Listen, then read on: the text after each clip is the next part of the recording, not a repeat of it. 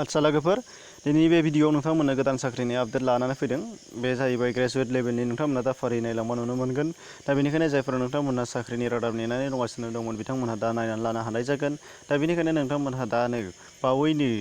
भिडिअनि जागायनायनि सिगाङावनो जरै लाइक खालामनानै हो भिडिअखौ जाहाथे बयबो जोङो नुनायनि खाबु जानानै फैयो बे जाहैबाय नोंथांमोना नुनो मोनदों IDBI bank assistant manager grade A बे साख्रिनि नामा जाहैबाय एसिस्टेन्ट मेनेजार ग्रेड ए डिपार्टमेन्टआ जाहैबाय IDBI बेंक दा IDBI बेंकआ मा बुस्थु बेखौ जोङो मिथियाबो जानो हागौ खायफाया IDBI बेंकआ जाहैबाय industrial development bank of India industrial development bank of India बे IDBI बेंकआव साख्रि ओंखारदों जाहैबाय एसिस्टेन्ट मेनेजार ग्रेड ए बेयाव दा बाहाय मा नांगौ नोंथांमोना दा फारि नुलांनो मोनगोन दा बाहाय दङ पस्टआ जाय टटेल अल इन्डिया 600 बेनिफ्राय ST केटेगरिनि थाखाय 45 दङ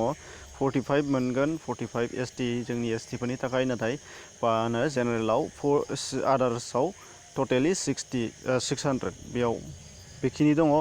दा बेनिफ्राय नोंथांमोनहा नुनो मोनदों क्वालिफिकेसननि खोथा रायज्लायनो थाङोब्ला जोंहा नुनो मोनगोन क्वालिफिकेसनाव ग्रेजुवेट नांगोन ग्रेजुएसन जायखिजाया स्ट्रिमावनो जागोन ग्रेजुवेट जायखिजाया ग्रेजुवेटआनो जायो नाथाय मोनसे खोथाखौ गोसोआव लानांगोन बाहाय मिनिमाम 50% नांगोन होनदों 50% ग्रेजुवेटआव 50%आ जाखायो जोंना अनार्स लाग्राफ्राथ' जाखायोखा जों बयबो मिथिगौ बेनिफ्राय फिसनि खोथा रायज्लायनो फैयोब्ला जोङो मिथिनो लुबैयोबा नोंथांमोना नुनो मोनगोन बाहाय फिसआ जाहैबाय 150 फर STनि थाखाय 150ल' नोंथांमोना बाहाय नुनो मोनदों 150 जोंनो जोंना जागोन नाथाय आदार्सफोरनि थाखाय ST नङाब्ला नोंथांमोना जुदि ST नङाब्ला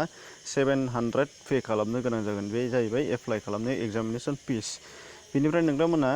बाहाय नुनो मोनगोन सेलारिनि खोथा रायज्लायनो फैयोब्ला जाहैबाय नोंथांमोना फार्स्ट पेआवनो नुनो मोनगोन 30,000 प्लास पार मान्थ 30,000नि बारा मोनगोन बाहाय बेनिफ्राय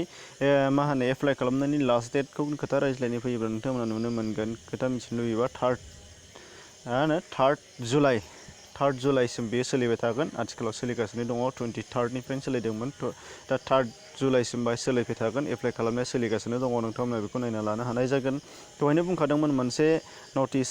बे जाहैबाय 50% नांथारगोन जोंनो 50%आ मास्ट ग्रेजुएसनाव होमब्लासो बे साख्रिखौ एप्लाइ खालामनो हानाय जागोन एप्लाइ खालामनायनि बिथिङाव नोंथांमोना सोंनो गोनां दङब्ला नुनो मोनगोन बाहाय अनलाइननि एप्लाइ खालामनाय जागोन अब्ला लोगोफोर नोंथांमोनहा दिनैनि बे साख्रिनि रादाबखौ मिथिनो मोनबाय जानो हागौ दा बाहाय नोंथांमोनहा फारियै सिगाङाव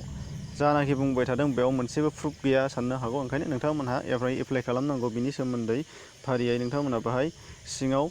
मोनसे लिंक होनाय जादों डिसक्रिपसनाव बे लिंकनि गेजेरजों नोंथांमोनहा हाबनानै नायनो हागोन डिटेल्सै मा दङ